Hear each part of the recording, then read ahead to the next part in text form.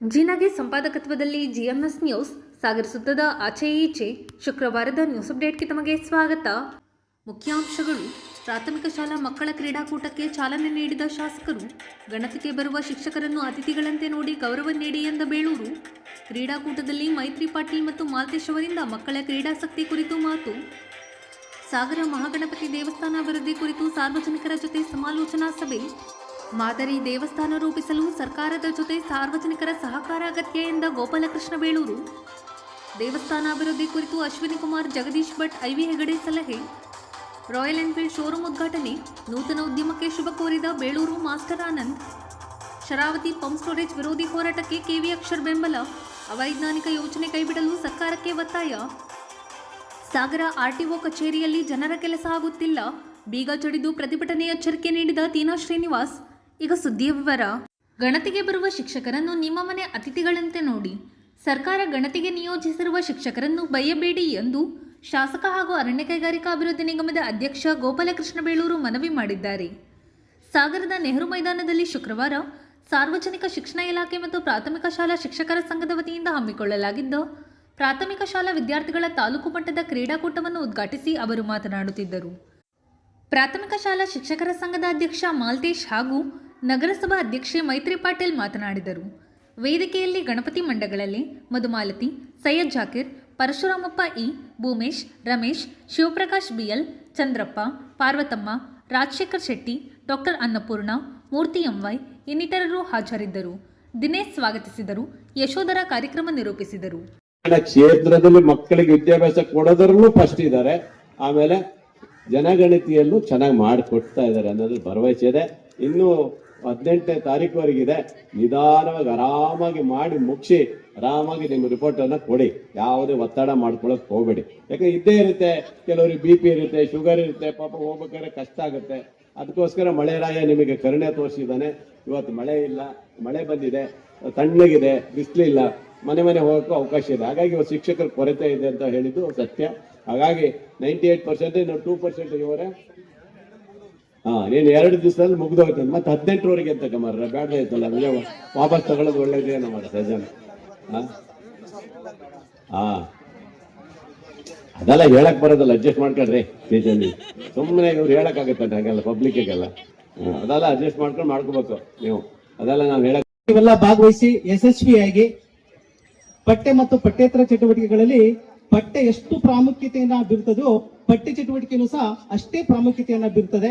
ಇಂಥ ಒಂದು ಸುವರ್ಣ ಅವಕಾಶ ಮತ್ತೆ ನಮ್ಮ ಹಾಗೆ ನಿಮ್ಗೆ ದೊಡ್ಡವರಾದ್ಮೇಲೆ ಸಿಗೋದಿಲ್ಲ. ನಿಮ್ಮೆಲ್ಲ ಸ್ನೇಹಿತರ ಜೊತೆಗೆ ಸೇರಿ ಆಟ ಆಡ್ಲಿಕ್ಕೆ ಒಂದು ಒಳ್ಳೆ ಅವಕಾಶ. ಕ್ರೀಡೆಯನ್ನ ಯಾವಾಗಲೂ ಎಂಜಾಯ್ ಮಾಡಬೇಕು. ನೀವು ಎಂಜಾಯ್ ಮಾಡಿ ಕ್ರೀಡಾಕೂಟವನ್ನ ಗೆಲ್ಲಿಸಬೇಕು. ಯಾವುದೇ ನಿಯಮವನ್ನ ಬಾಹಿರ ಮಾಡದೆ ಆ ವ್ಯವಸ್ಥಾಪಕರೆಲ್ಲ ಅಚ್ಚುಕಟ್ಟಾಗಿ ಕ್ರೀಡಾಕೂಟವನ್ನ ಸಂಬಂಧಪಟ್ಟ ಶಿಕ್ಷಕರು ನಡೆಸಿಕೊಟ್ಟು ಸಹಕಾರ ಕೊಡಬೇಕು ಅಂತ ಈ ಸಂದರ್ಭದಲ್ಲಿ ಕೇಳ್ಕೊಳ್ತಾ ಇದ್ದೇನೆ.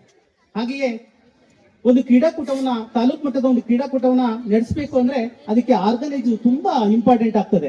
ಇಂಥ ಸಂದರ್ಭದಲ್ಲಿ ಆರ್ಗನೈಸ್ ಮಾಡುವಾಗ ನಮ್ಮ ಕಣ್ಣಿಗೆ ಮೊದಲು ಕಂಡಿದ್ದೆ ನಮ್ಮೆಲ್ಲರ ಸಹೃದಯಿ, ನಮ್ಮೆಲ್ಲರ ನೆಚ್ಚಿನ ತಾಲೂಕಿನ ನಾಯಕರಾಗಿರ್ತಕ್ಕಂಥ ನಮ್ಮ ಬೇಳೂರು ಗೋಪಾಲಕೃಷ್ಣ ಸರ್ ಅವರು. ಅವ್ರ ಹತ್ರ ಹೋಗಿ ನಾನು ವಿನಂತಿಯನ್ನ ಮಾಡ್ಕೊಂಡೆ.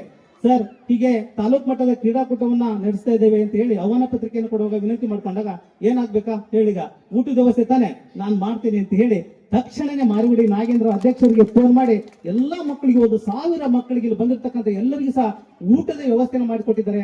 ಮಾನ್ಯರಿಗೆ ಈ ಸಂದರ್ಭದಲ್ಲಿ ನಾನು ವಿಶೇಷವಾಗಿರ್ತಕ್ಕಂಥ ಅಭಿನಂದನೆಗಳನ್ನ ಸಲ್ಲಿಸ್ತಾ ಇದ್ದೇನೆ. ಅಷ್ಟೇ ಅಲ್ಲದೆ ತುಂಬಾನೇ ಕಾಳಜಿ ಇದೆ ಅವರಿಗೆಲ್ಲ ಶಿಕ್ಷಣದ ಬಗ್ಗೆ. ಈಗ ಹೇಳಿದ್ರು, ಮಕ್ಕಳಿಗೆ ಏನಾದ್ರೂ ಗಾಯ ಆದ್ರೆ ಬಿದ್ದು ಆಟ ಆಡುವ ಪೆಟ್ಟಾದ್ರೆ ನಮ್ಮ ಕ್ಲಿನಿಕ್ ಅಂತ ಇದೆ, ಅಲ್ಲೆಲ್ಲ ಸಹ ವ್ಯವಸ್ಥೆ ಇದೆ. ತಕ್ಷಣವೇ ಅಧ್ಯಕ್ಷ ಅಲ್ಲಿ ಕರ್ಕೊಂಡೋಗಿ ಮಕ್ಕಳ ವ್ಯವಸ್ಥೆಯನ್ನ ಮಾಡಬೇಕು ಎಂಬುದನ್ನ ಇವತ್ತು ನಮಗೆ ಹೇಳಿದ್ದಾರೆ. ತುಂಬಾ ಸಂತಸದ ವಿಷಯ ಅಂತ ಈ ಸಂದರ್ಭದಲ್ಲಿ ನಾನು ಹೆಮ್ಮೆಯಿಂದ ಹೇಳಲಿಕ್ಕೆ ಬಯಸ್ತಾ ಇದ್ದೇನೆ. ಇವತ್ತು ಗಣತಿ ಕಾರ್ಯಕ್ರಮ ನಿಮ್ಗೆ ಗೊತ್ತಿದೆ. ಎಲ್ಲ ನಮ್ಮ ಶಿಕ್ಷಕರು ಗಣಿತಿ ಕಾರ್ಯದಲ್ಲಿ ಬ್ಯುಸಿಯಾಗಿದ್ದಾರೆ. ಇವತ್ತು ಶಿಕ್ಷಕರು ಇಲ್ಲಿ ಬಂದು ಪಾಲ್ಗೊಳ್ಳಿಕ್ಕೂ ಸಹ ಅವಕಾಶ ಇಲ್ಲ. ಮಾನ್ಯ ಶಾಸಕರಲ್ಲಿ ನನ್ನ ಕಳಕಳಿಯ ವಿನಂತಿ ಏನೆಂದ್ರೆ, ಈ ಒಂದು ದಿನ ಇವತ್ತು ಏನು ನಾವು ತಾಲೂಕು ಮಟ್ಟದ ಕ್ರೀಡಾಕೂಟವನ್ನು ನಡೆಸ್ತಾ ಇದ್ದೇವೆ, ನಮ್ಮ ಶಿಕ್ಷಕರು ಇಲ್ಲಿ ಬಂದು ಖುಷಿಯಿಂದ ಇವತ್ತು ಪಾಲ್ಗೊಳ್ಳಿಕ್ಕೆ, ಇಲ್ಲೆಲ್ಲ ವ್ಯವಸ್ಥೆಯನ್ನ ಮಾಡ್ಲಿಕ್ಕೆ ನೀವು ಅವಕಾಶವನ್ನ ಮಾಡಿಕೊಡ್ಬೇಕು ಇವತ್ತು ಒಂದಿನ ಅನ್ನೋದನ್ನ ನಾನು ಕೇಳ್ಕೊಳ್ತಾ ಇದ್ದೇನೆ. ಅಷ್ಟೇ ಅಲ್ಲದೆ ನಮ್ಮ ಸಂಘದ ಪದಾಧಿಕಾರಿಗಳು ಈ ಒಂದು ಕಾರ್ಯಕ್ರಮದಲ್ಲಿ ಸುಂದರವಾಗಿರ್ತಕ್ಕಂಥ ವ್ಯವಸ್ಥೆಯನ್ನು ಮಾಡಿಕೊಳ್ಳೋದ್ರ ಮೂಲಕ ನಮಗೆ ಎಲ್ಲಾ ರೀತಿಯ ಸಹಕಾರವನ್ನು ಕೊಟ್ಟಿದ್ದಾರೆ. ಹಾಗಾಗಿ ಈ ಕ್ರೀಡಾಕೂಟ ಇವತ್ತು ಯಶಸ್ವಿಯಾಗಿ ನಡೀತಿದೆ ಎಂಬುದನ್ನು ನಾನು ಈ ಸಂದರ್ಭದಲ್ಲಿ ಬಯಸ್ತಾ ಇದ್ದೇನೆ. ಇಷ್ಟು ಸುಂದರವಾಗಿರ್ತಕ್ಕಂಥ ವಾತಾವರಣ, ಸುಂದರವಾಗಿರ್ತಕ್ಕಂಥ ಕ್ರೀಡಾಂಗಣದಲ್ಲಿ ಎಲ್ಲೋ ಎಲ್ಲ ಅಂದ್ರೆ ಈ ಒಂದು ಕ್ರೀಡಾಕೂಟದಲ್ಲಿ ಭಾಗವಹಿಸ್ತಕ್ಕಂಥದ್ದು ಮಕ್ಕಳಿಗೆ ಎಷ್ಟು ಮುಖ್ಯ ಅಂದ್ರೆ ವಿದ್ಯೆಯ ಜೊತೆಗೆ ಈ ರೀತಿ ಆಟೋಟಗಳಿಂದ ದೈಹಿಕವಾಗಿ ಮತ್ತು ಮಾನಸಿಕವಾಗಿ ನೀವು ಸದೃಢರಾಗಬೇಕು ಅಂದ್ರೆ ಕ್ರೀಡೆಯಲ್ಲಿ ಭಾಗವಹಿಸಬೇಕು. ಹಾಗಾಗಿ ಈ ಒಂದು ಮೊಬೈಲ್ನ ಯುಗದಲ್ಲಿ ಇಂತಹ ಒಂದು ಕ್ರೀಡಾಕೂಟದಲ್ಲಿ ಭಾಗವಹಿಸೋದ್ರಿಂದ ನಿಮ್ಮ ಒಂದು ದೈಹಿಕ ಶಕ್ತಿ ಹೆಚ್ಚುತ್ತೆ ಅಂತ ಹೇಳ್ತಾ, ನೀವೆಲ್ಲರೂ ಕೂಡ ಅಂದ್ರೆ ತೀರ್ಪುಗಾರರ ತೀರ್ಪೇ ಅಂತಿಮವಾಗಿರ್ತದೆ. ಹಾಗಾಗಿ ಸೋಲೆ ಆಗ್ಲಿ ಗೆಲುವೇ ಆಗ್ಲಿ ಅದು ಮುಖ್ಯವಲ್ಲ, ನೀವು ಭಾಗವಹಿಸ್ತಕ್ಕಂಥದ್ದು ಮುಖ್ಯ.